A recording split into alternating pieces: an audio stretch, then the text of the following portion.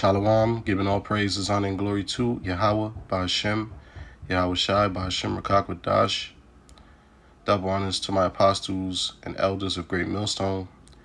Salutations to the elect. This is the brother Kassad, and I wanted to do a quick video on this article, which is from summitnews.com. It is entitled, Serbian President Warns of Great World Conflict Within 2 Months. Now, I kind of got the inspiration to do this video from Dabu77, and when he, because he brought out information on this, and I decided to look it up myself and do a quick video on it. All right, so you got the Serbian president warning of great world conflict within 2 months. So let's read a little bit of this article. It says, the president of Serbia has warned that the planet is entering into a great world conflict that could take place within the next 2 months. All right, which we know eventually the world is going to go into World War III. All right, according to Bible prophecy, it says Alexander Vucic made the alarming comments during the first day of the UN General Assembly session in New York. You see a crisis in every part of the world, Vucic told the Serbian state broadcaster RTS.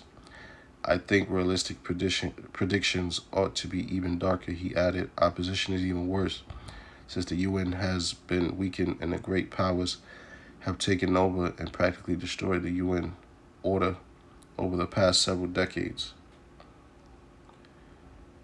All right. It says the Serbian leader cautioned that the war between Russia and Ukraine have moved on to a far deadlier phase. I assume that we're leaving the phase of the special military operation and approaching a major armed conflict. And now the question becomes, where's the line, and whether after a certain time, maybe a month or two, even we will enter a great world conflict not seen since the Second World War, he said. All right, which the scriptures tell you that,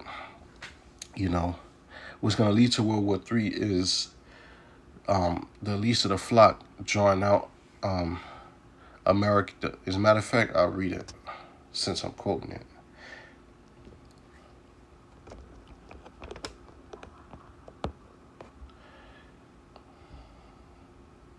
This is Jeremiah chapter 49, verse 20. It says, therefore hear the counsel of Yahweh that he have taken against Edom.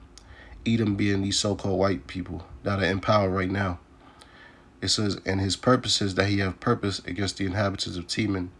Teman, that's them so-called Germans, which is one of the tribes of Esau. Okay.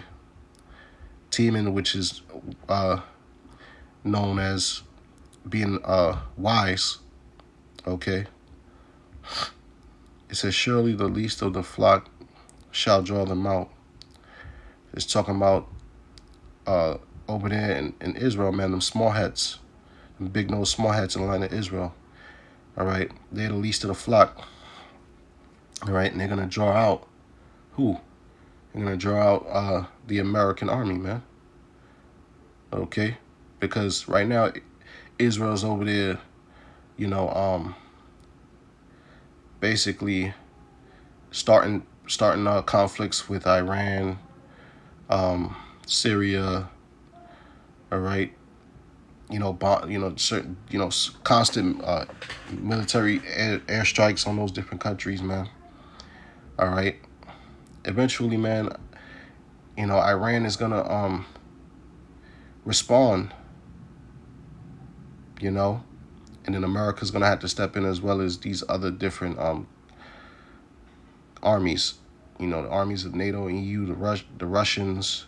All right, and that's gonna lead to the escalation of World War III. All right, so the war that's going on right now in Ukraine, that's a stepping stone. Okay, it's all part of the buildup. But I'll read